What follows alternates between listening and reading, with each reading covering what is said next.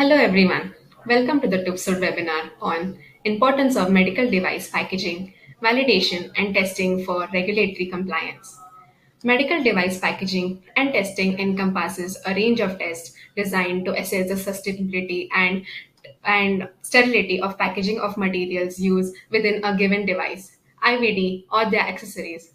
For any given medical procedure, the likelihood of survival of microorganism is verified by their number and resistance, and by their conditions in which organism exists during treatment.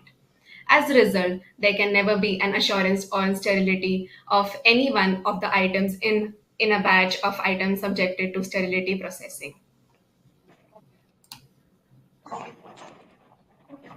My name is Sonia, and I will be your moderator today. Let me take you through the house rules for this webinar before we kick off this presentation. Please connect through LAN instead of Wi Fi for a better connectivity if available. Please view this webinar using recommended browsers such as Chrome or Firefox if available. Kindly note the host has put you on mute to avoid any further disturbance.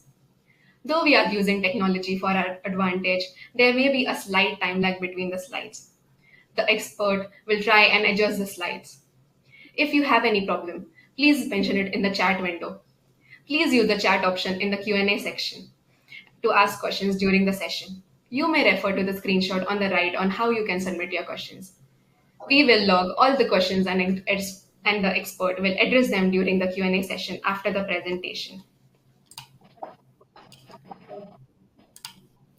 Now that we are aware about the rules, here's a quick introduction on our speaker today, Mr. Pavan Kumar Taylor.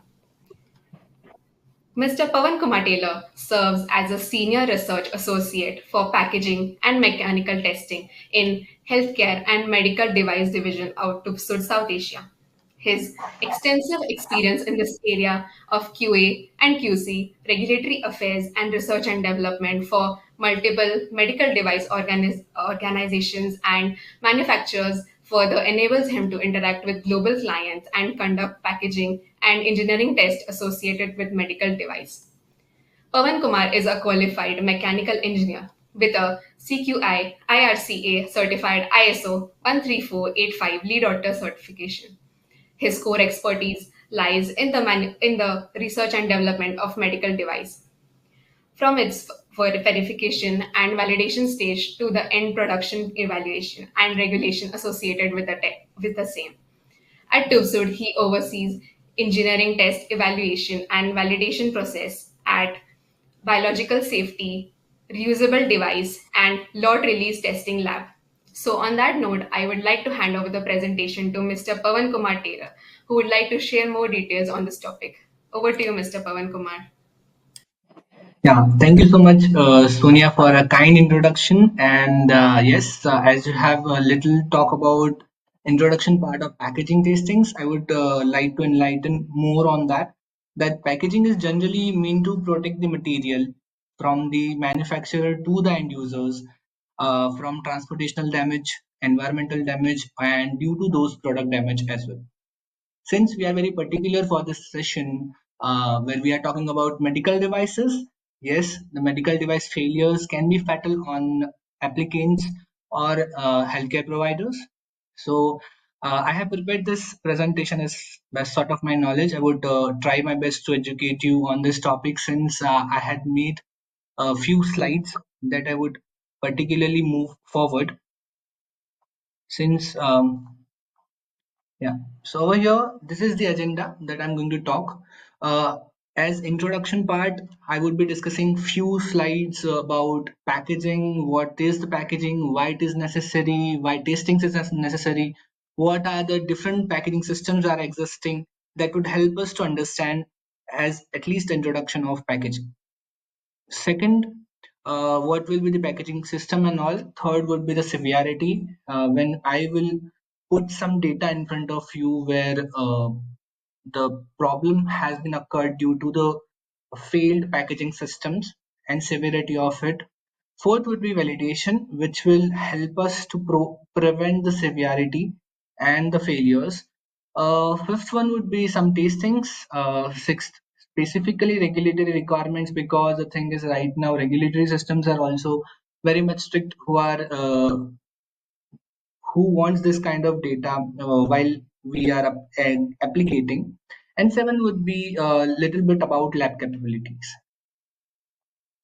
So first, what is medical device packaging? As I have told you, that the system that we use to transport it, to store it from manufacturer to its actual use or intended use, that is actually packaging. And since when we specifically talk about medical device packaging, a few more terms we have to add, like sterilization, sterile barrier system, protective packaging, porous material. So too many things are there that we can discuss as a part of introduction and its system. I'll move forward with the next slide. Yeah. So as I have told that as you have seen what is medical device packaging, right now I would discuss about classification of medical device packaging. So as you can see, three basic type of packaging system would be there. First would be primary packaging, simply known as sterile barrier system, SBS. Second would be secondary packaging, and third would be tertiary packaging. What are those? That I'll jump into next slide and I will explain you. Yeah, so as you can see, primary packaging over here will allows you to facilitate the sterilization system. Now the thing, what is sterilization? When a medical device comes in intended use, and sometimes of some kind of medical devices are intended to implants, or maybe most some kind of devices who interacts with the human body for a longer time period, they demand actual sterilization process to prevent its contamination from microbial or any kind of contaminations.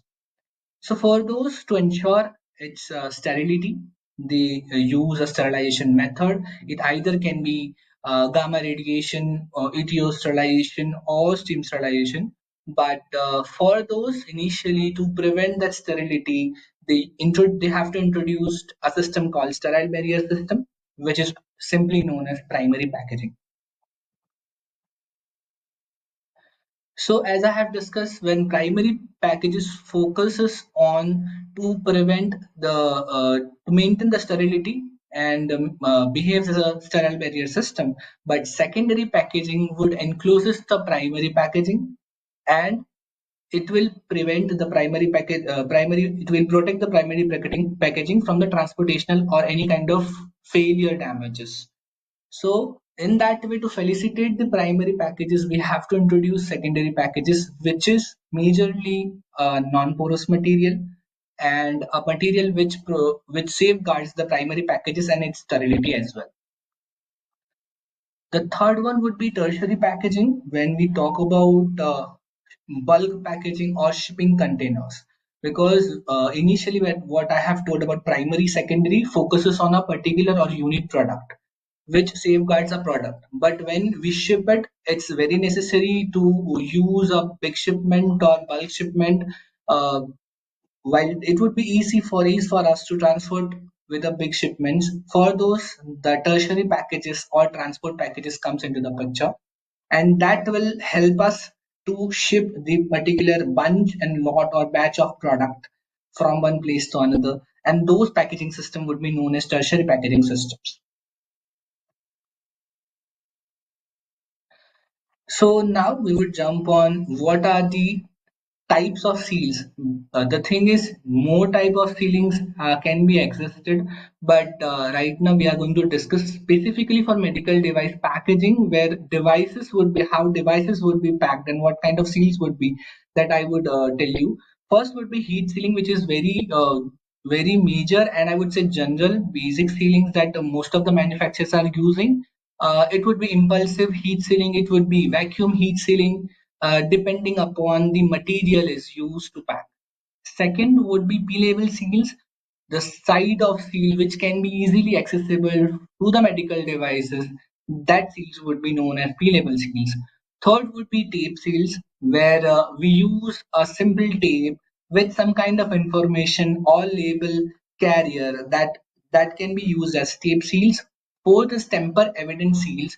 These seals are kind of tape seals only, but some regulatory kind of regulatory bodies are expecting that the tape that you are using, if it is used once, they need any kind of proof of that. So for those, they have introduced temper evident seals, which is kind of tape you apply on, and when you break it, it will leave impression on, and that impression will let you know that this particular tertiary package or particular package has been utilized initially. Fifth would be rigid container seals. So some kind of die made kind of seals or rigid seals, kind of containers they would use to protect a sample, kind of inflation devices, or more kind of devices which are made of plastic material and need to safeguard properly into transportation life cycle. They introduce rigid container seals.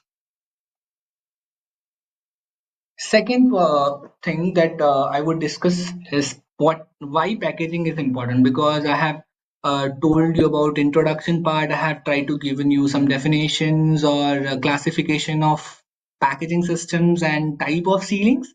Right now, I would go and jump into packaging importance. Why packaging is important. So yes, what is the major things that why we need to focus more on packaging tastings and packaging systems? So yes, the primary goal of medical packaging system is to ensure the safety. So what kind of safety would be ensured of medical devices?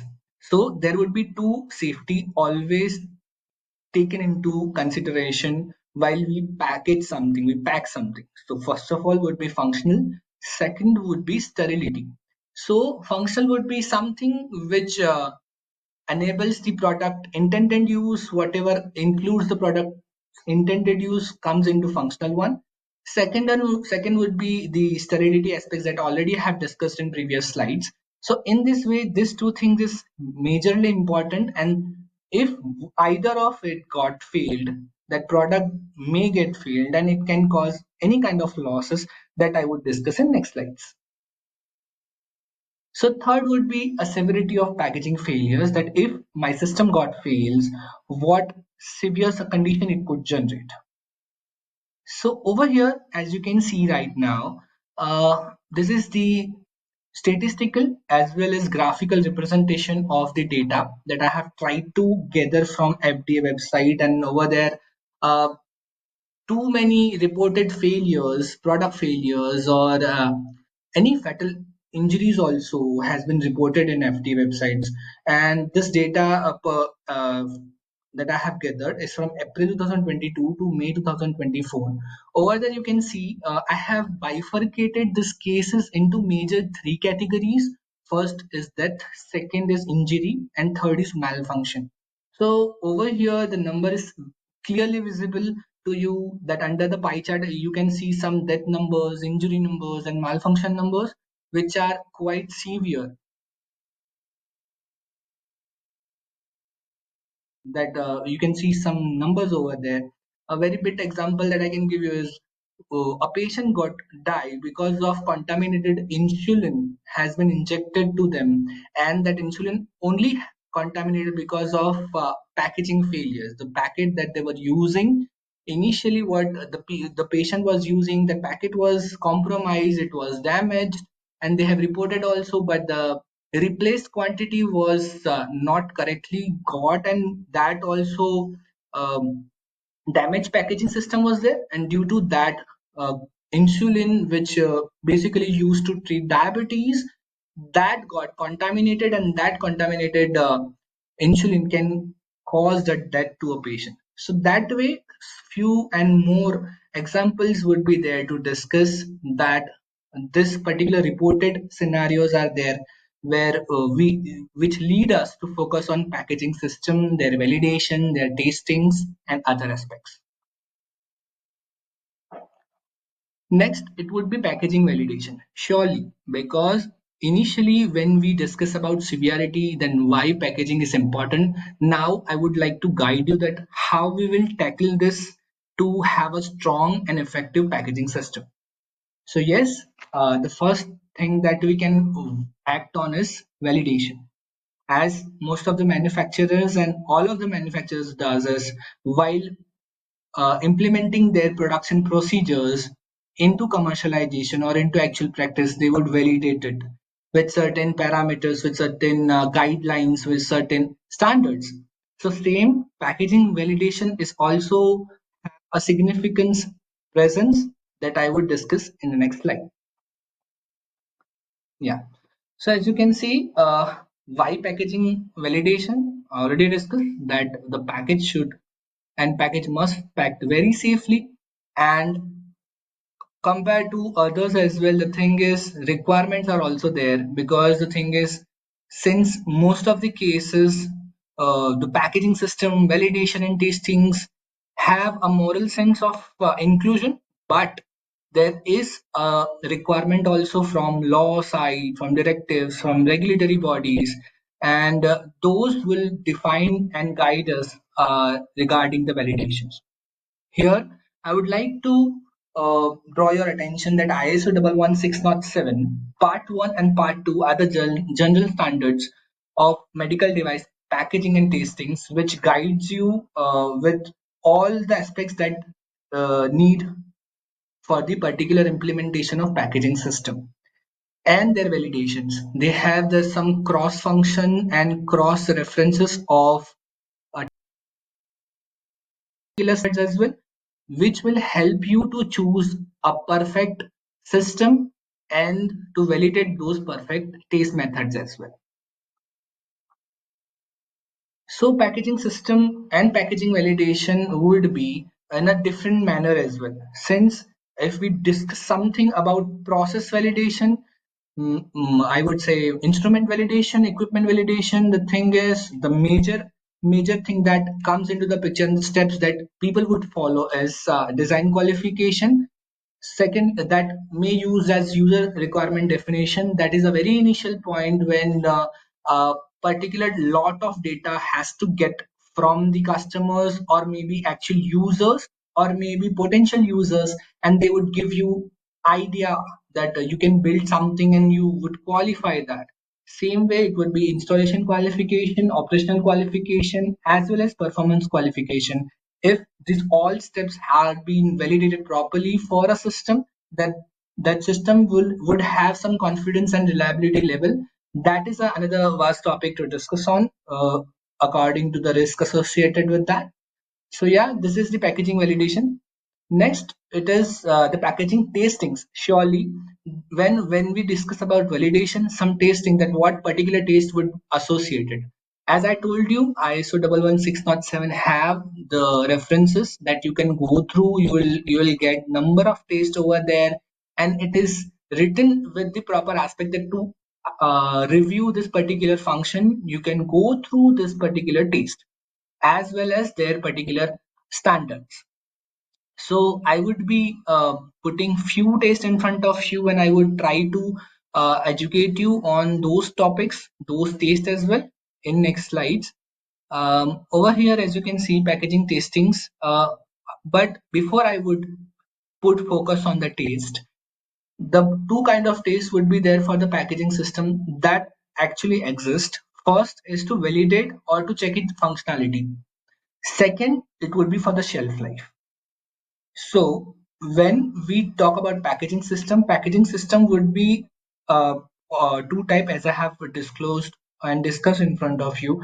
That first would be the product or medical device protection, and second would be those particular packaging system. The primary and secondary protection would be there. That something which comes when we talk about shelf life study, when we talk about storage conditions. So that thing taken into consideration while we choose a particular taste, because when medical device manufacturers are having some products uh, with themselves, the product, it contains certain amount of production, certain amount of materials, and certain amount of transportation. Those they have to choose their taste very wisely. So as you can see right now, when we talk about packaging tastings for the first in the first set of tasting, that was primary as well as secondary tastings, that I packages that would be into the consideration. So few list that I have tried to keep. Only these are not just a taste. These are just a set of taste, limited set of taste that I have put in front of you due to time constraint and slide constraint. But there are vast taste sets are there to consider of. And right now, as you can see, initial five tastes are there which checks the seal integrity, and other four would be the product or surface integrity. So before I move forward to the integrity topics, the thing is when we discuss about primary and secondary, I would like to focus on seal integrity and package integrity as well, because most of the time primary and secondary packages which encloses the devices, they would be sealed as I have told you how it would be sealed in previous slides, and those particular seal has been done correctly or not, their integrity would be checked through those initial seal strength, vacuum leak test, bubble emission test, where we keep the sample, when manufacturers keep the sample inside and have some engineering tests on it to evaluate the sample has been sealed properly or not. Since other four, visual inspection, seal width test, air permeance test, would help to understand the material, the surface area, the package integrity is properly done or not. So yeah, these are the few tests that focuses on primary as well as secondary packages. Third would be the performance testing that specifically focus on the tertiary one, and the transportation one when your product or bulk box or a shipping containers taken into consideration. In that few tests, again, I have tried to few and very basics tests that manufacturers applies. Over here, you can see extreme environmental condition test, where a product, a box, shall be kept under the very adverse condition of temperature, humidity, and due to that, they would check it. They would design a cycle, and by that cycle, they would get the samples out and taste it. So that particular taste contain of that aspects. Second one would be drop taste, shock taste. It's just a mechanical taste that is included to check the strengthness, to the efficacy of tertiary packages. After this, we have a shelf life studies. So first perspective of functional testing, transportational testing, and now third is shelf life testing. So when we talk about product shelf life, because in medical devices, it depends upon that when we claim a particular shelf life, your product should perform that particular shelf life. So that shelf life would be assessed, evaluated by few aging methods, real-time aging and accelerated aging, where you can check the claim shelf life. Real-time aging is the same temperature and humidity condition in which your medical device has been manufactured. A homogeneous environment or closed container generally used as stability chambers are used for real-time aging, and the same particular chambers with accelerated aging where you elevate your temperature and humidity of chamber, and by that Arrhenius theorem, which terms the aging of medical devices, uh, will give us the idea, and by that way the shelf life of particular a big span can be concluded into few months, and that would give us a little bit of confidence to move at least a little bit early compared to real time study. Other than those, all the taste items and all the taste methods, uh, very with basics set of that taste also I have tried to explain you. Since this is again a very bit of taste methods and standards that you can see over here, but all the cross references of this has been given in ISO 11607, and in that you can refer it. After this, the sixth one that I would really want to take your attention is regulatory requirements of medical devices. Since I have tried to explain you introduction part, its severity part, and its tasting part, validation parts, but the thing is that most of the manufacturers who want to have a business into the medical devices, they should know some regulatory requirements, what the regulatory bodies of their particular countries are saying on especially packaging, system testing, validation testing, sterilization testings. So a few slides would be dedicated for that. So as you can see over here, I have tried to put and focus few names of regulatory bodies according to their countries. Over here, the thing is, majorly countries would be associated and they have referral documents with each other. But the requirement would be taken into consideration while we are filing for the product as a pre-market notification, or maybe while doing any kind of evaluation or evolvement of the product. That regulatory submissions would ask few requirements according to their particular countries. Few requirements over here I have tried to incorporate. As you can see that the screenshot of those particular things that I have tried to kept over here. The first one is MDR, which is European Union's MDR, EU MDR, and 2017, where the GSPR, General Safety and Performance Requirement, Section 11.4 and 11.5, is clearly stating that if the product is transferred with a sterility condition or maybe a non-sterile way, then all of the particular aspects or processes that has comes into validation, that has to be validated properly, and that data should be submitted to the EU regulatory.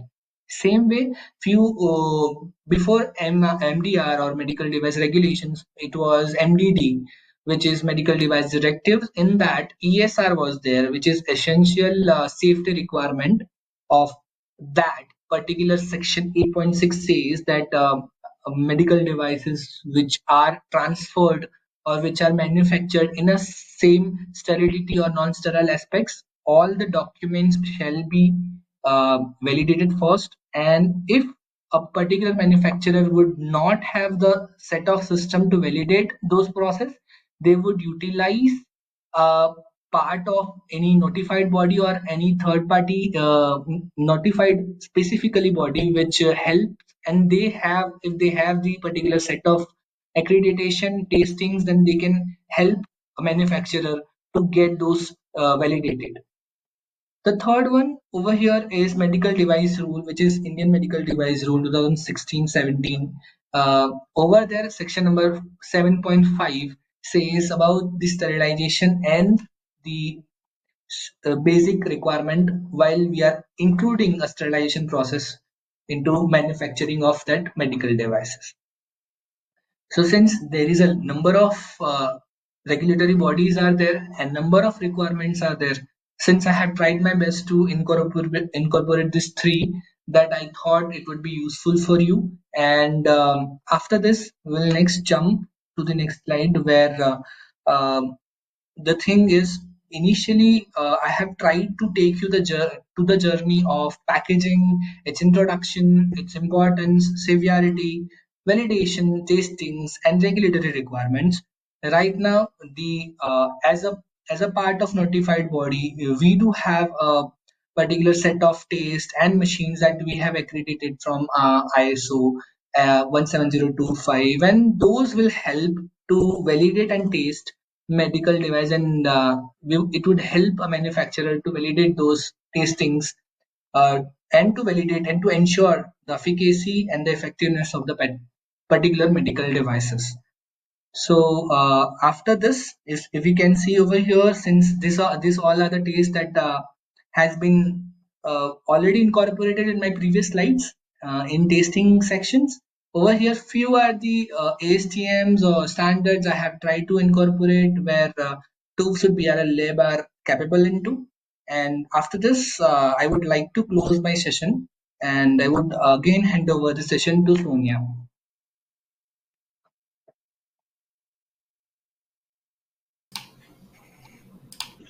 Thank you, Mr. Pavan Kumar. We will now begin our Q&A session. Please use the chat option in the Q&A window to ask questions. Moving on to the Q&A session, here's the first question. How will testing be conducted for non-sterile products? Are there any standards in ISO? Yeah, so basically, when we talk about non-sterile products, we don't talk about sterile barrier system. Only protective packaging would be there, and non-sterile product would be there. So for those, a simple functional tastings can be considered. And if you are claiming a shelf life, then yes, shelf life study would come. So again, ISO 11607 is the standard that can help you to assess the functional tastings, and you can go through by that and you can get the idea that what exact test would be required on non-porous one, and the aging one that I have already discussed about, like accelerating and real time. So the next question is, how do we decide the sample size for a packaging validation? Okay. It's very nice question. Actually, the thing is, it depends upon your manufacturing quantity. Before that, when we talk about validation aspects, we have to think about the risk associated with it. So, as you are deciding your samples for the functional test of medical devices, same way you have to decide. Uh, you have to list down all the risk associated that particular process. If a package has got failed, what particular risk would be associated, and that particular risk would be what kind of severity it would be. So RPN numbers, and that way a particular lot of numbers that can be choose, and with that particular confidence and reliability level, you can able to take your respective number of quantity for the package testings. Yeah.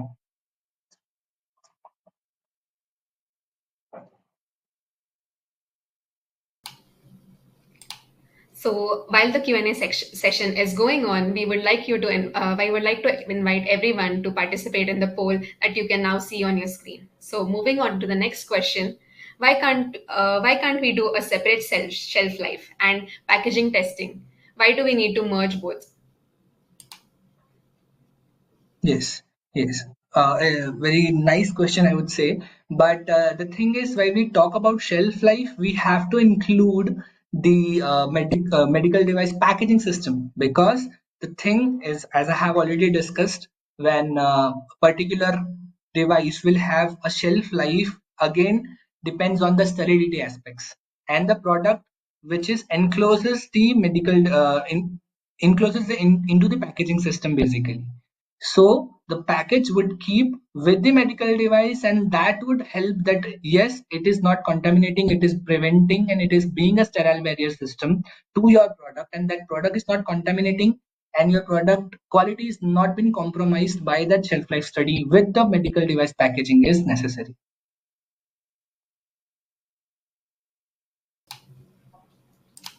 So the next question is, how do we decide the sample size for the packaging validation?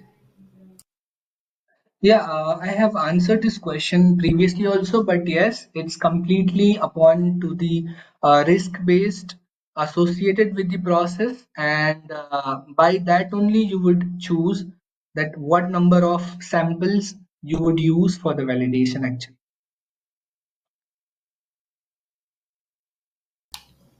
So the next question is, sample subjected to packaging validation needs to be subjected to shelf life study. Is it mandatory? Um, a product which are having functional taste, shelf life would be tasted. Again, I would tell one thing only, that product is sterile, then definitely the shelf life study of that product is necessary. So the next question is ISTA and ASTM standard for transportation testing or are equally recognized in EU and USA? Yes, so these are general guidelines. So as I told you, that guidelines will just give a cross reference of ISO. So for packaging validation, the ISO that would be referred is 11607 very generally. In that, we would have a set of tastes. In that, we have, as you have told, International Safe Transportation Association, which is known as ISTA guidelines, and second one is American Society of Taste and Method, which is ASTMs. So those standards are being given into ISO 11607, and that particular ISO should be referred while you are selecting, validating, and tasting, and giving your files to your regulatory bodies. So moving on to the next question. What standards do we follow for class 1 device? Yes, the thing is, as I told you, the very general guideline which states the testing is ISO 11607 only. In that class A, generally, if you have a non-sterile product or class A kind of product which is having a less risk, it would have some functional testing of products. When we talk about particular uh, kind of tasting that I have listed, where seal strength or vacuum tastings and puncture tastings and those kind of taste would be subjected where your product quality due to packaging failures are affecting or not, that has been assessed.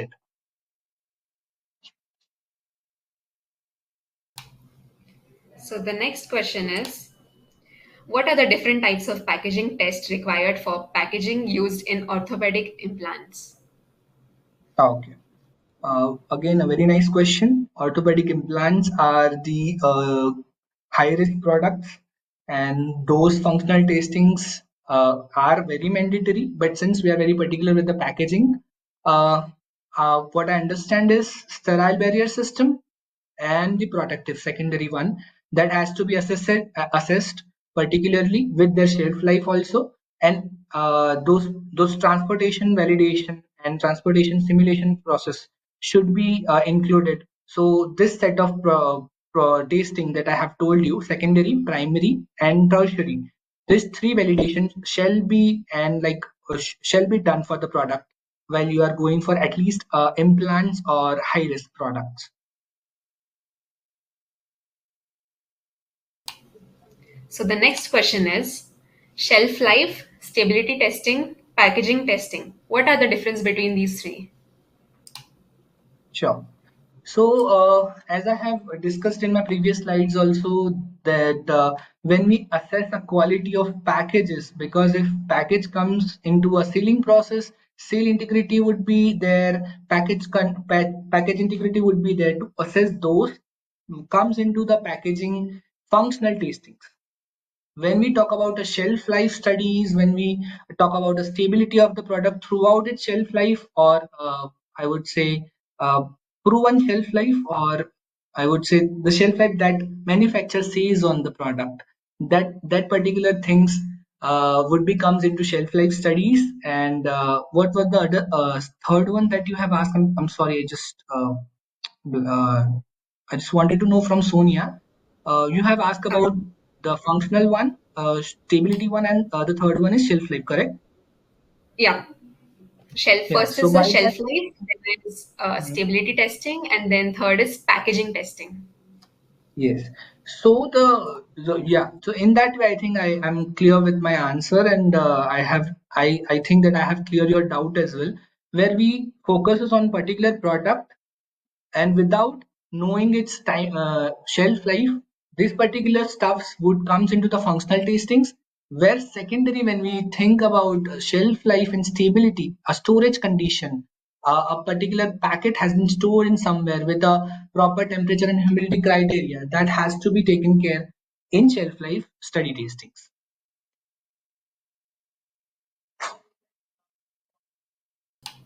Okay, so the next question is, which criteria do we decide for shelf life of a product? Hmm. Uh, there is one more standard, that cross standard that I would say is ASTM F1980, is a stability study assessment through, I would say, accelerated aging. In that also you can see that few references has been given while selecting a proper life cycle, because if you don't know what will be the life cycle, you have to put your sample for a certain time limits, and in between you have to keep on checking. Since if my product is, I don't know, like if I have a product, for what shelf life it would sustain, because if my product is new, I don't have any data or something, I would definitely go through a simple cycle of aging study where I keep my sample for a time, and in between I would divide into some time intervals, let's say 3 months, let's say 5 months, let's say 2 months, depending upon the risk assessed with the product. So that particular shelf life would be divided into small taste interval, time interval, sample has been taken out, and their stability, the functional criteria of packaging as well as medical device being tasted, and after that you will be able to get it. But if I talk about parameter, because in aging, if you talk about real time, there is no certain parameter I want to focus, because there simple temperature and humidity condition would be there where you are manufacturing your product. So there would be not a major thing. But when you talk about accelerated aging, you have to focus on that what temperature it would be. Some more technical words I may use in just in a couple of seconds, which is I would say the Arrhenius criteria, accelerated aging factor. There are two technical terms actually, which defines that what temperature, what humidity would be set to keep your product or to assess your product shelf life. So that particular thing would be taken while you are assessing your product shelf life, products quality, packaging quality, their parameters, everything would be taken care of, and shelf life again. Yes. So the next question is, suppose their device is non-sterile and they are performing some in-house testing or verification at their end as per specification. Still, do they need to comply to ASTM or ISO 11607 to testing? Um, this is something that a few regulatory bodies ask. uh, According to best of my knowledge, if you are doing some taste, that taste that you have developed, you might have taken reference of those ASTMs or ISOs, or maybe in other countries, DEAN standards are there, ISTA guidelines are there. You may have taken those packaging standards as a reference while you are implementing in your facility. You are doing your in-house testing, so indirectly you are satisfying 11607. The only thing is, while you are documenting it, you have to give those cross reference that would satisfy the requirement, and it would be sufficient.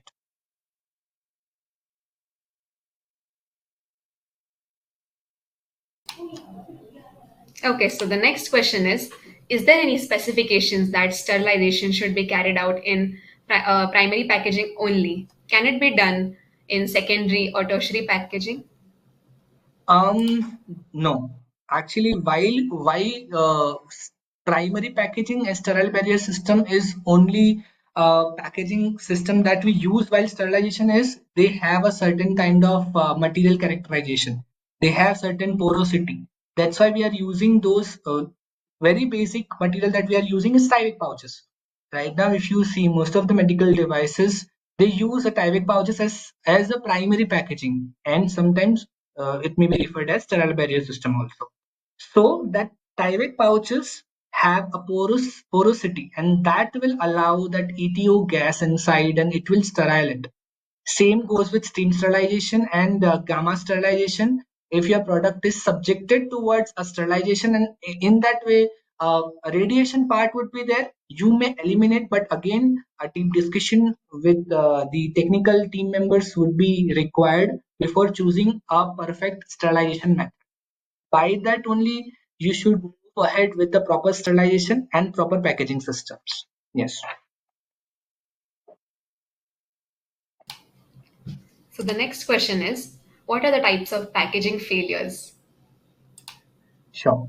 So when we talk about packaging failures, the certain amount and certain list that I have prepared, where I would discuss it on that what would be a number of taste, or sorry, number of failures that can be compromise your product quality, your package may get compromised. So first it would be like tear, wear, or damage to the packaging system. Second, it would be like pinholes would be there in your packages.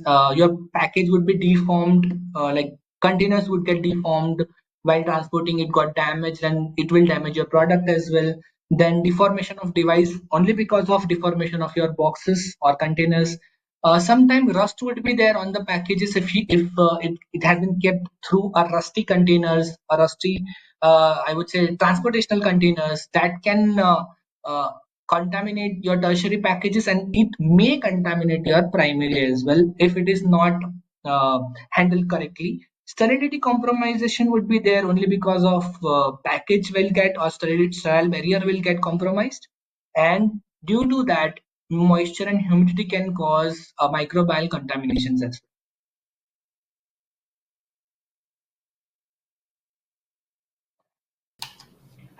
So the next question is, does transportation validation require to include all types of packaging which are involved? well. Transportation tastings would be done on shipping containers actually. So shipping containers with your full, like you have to choose your shipping containers. What would be a size of it? So before deciding again, it is just like a technical discussion with your team members and R&D team. They would help you that what would be your tertiary package size. You have to make it full, and with your maximum or worst cases of packages would be taken off, and on that only tertiary packages or transportation simulation test would be done with a again severe and worst taste conditions, and by that it got validated.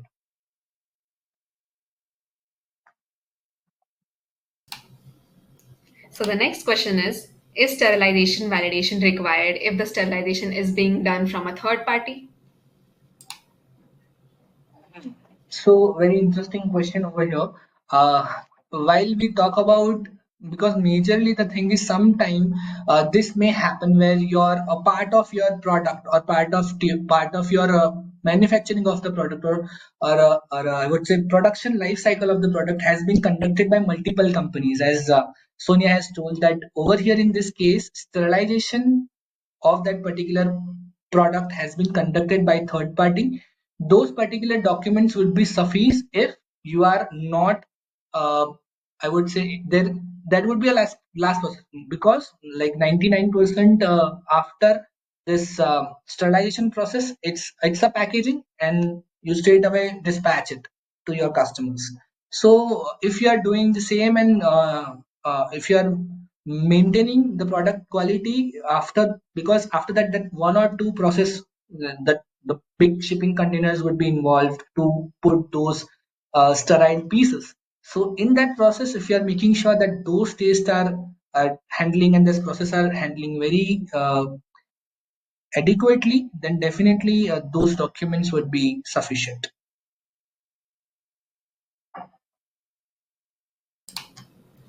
Okay, so the next question is, what packaging failures can impact medical devices? So for those, I have already discussed. A big slide was with some statistical and graphical data, where you have seen few numbers that has been collected only for the 2 years in FDA side, which is reported. We have number of regulatory bodies, and in their website we have number of cases reported and recorded that I haven't went through. So few numbers which are already the numbers a bit numbers will I think it's sufficient to get our attention towards the seriousness of our product.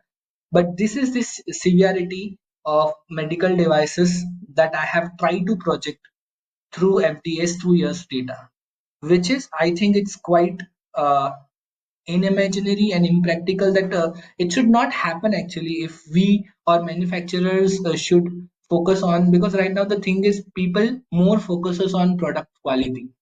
They involve their workforce, they will involve their technical team staff members to uh, to develop a particular new product. But the thing is right now over here of when we talk about product quality, as I have already talked, if we don't focus on packaging system, it definitely going to affect your product quality. So by that, packaging system is the system that has to be taken care, and it has to be treated same way as a product quality or medical device quality has been treated, same steps of validation, same steps of transportation validation, I would say, tastings shall be taken care, shall be designed to ensure a good product and packaging quality. So moving on to the next question.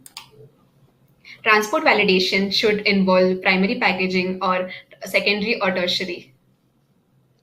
Transportation validation, it would be the tertiary packages, shipping containers would be, but those shipping containers would be filled with your medical device and primary packages. So it should be done as when you are like validation process is such process when you are replicating the actual process but with worst case scenario, and you will do like it, you will repeat that cycle multiple times. By that you will get the repeatability, you are repeating it and you are getting a same value, same okay value or a compliance value, which is known as reproducibility.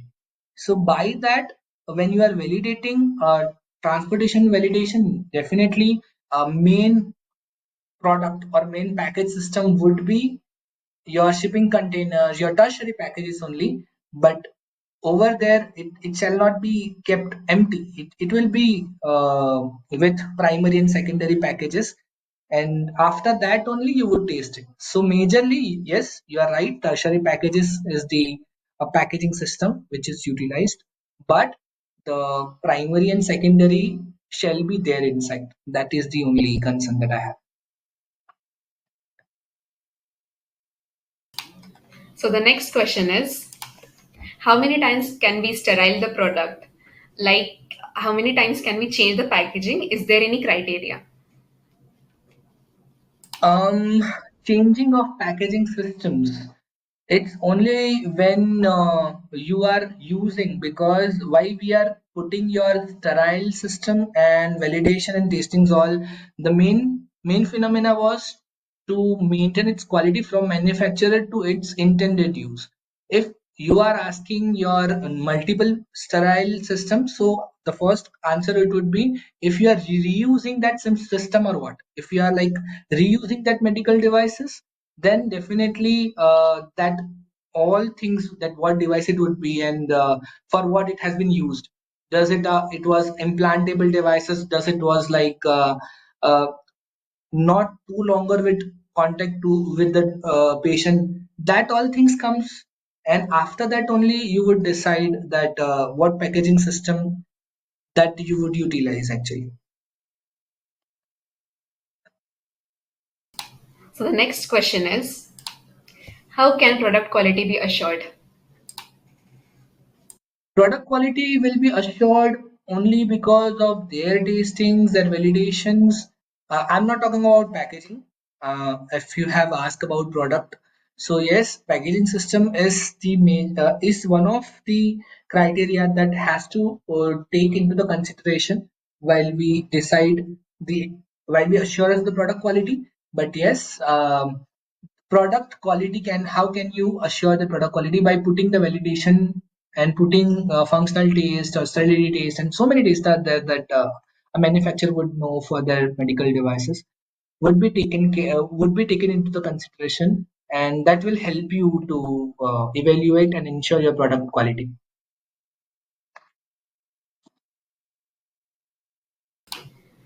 So the next question is, can you please specify the types of packaging failures?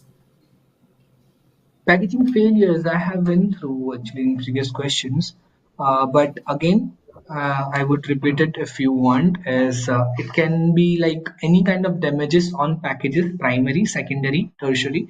On primary, secondary, or tertiary, it would be like tear, ripped, or damaged, or pinholes, and if that got an adverse event when you keep your samples, and not that's because if product is having some storage conditions and it is not being followed properly, then due to those packaging failures, material get contaminated, medical device will get contaminated, and by that product quality will get hampered.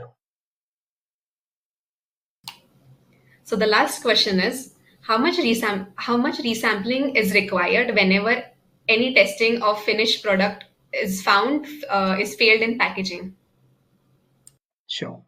So, as you are talking about, as I got your question, the thing is, I may require one more clarity in this, but I would answer in both of way.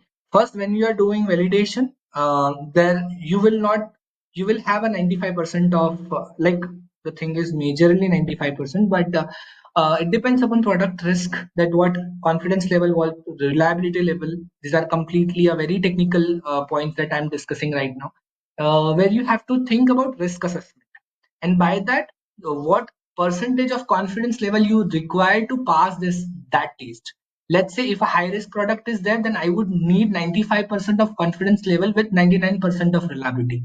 So if I take a number or bunch or batch of test, including packaging testings also, I would when I get the data, I will do the QC of it, and I will get the data, no, from that 95% of that data, and from that 95% also 99% of that data should comply my requirement.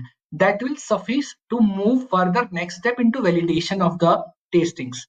When we talk about final product, you would decide according to batch quality. There is one more ISO known as 2859-1. It will help us to take what amount of samples we would take actually. So while we are doing a batch production and we have some destructive testings in it, definitely few bunch of samples we would take out and we would test it.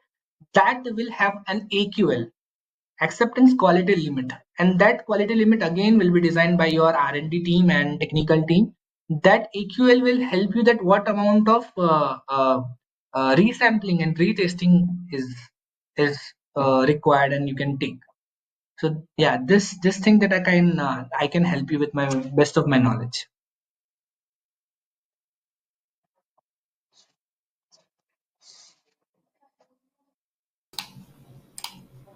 All right. Thank you, Mr. Pavan Kumar, for your time. If you have any questions, please write to us at info.in@tuvsud.com. We will answer them for you.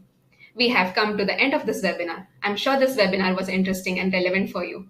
Please do visit our website where you will get our latest news and updates for our services. Thank you once again for your time and have a good day. Thank you, everyone. Thank you so much.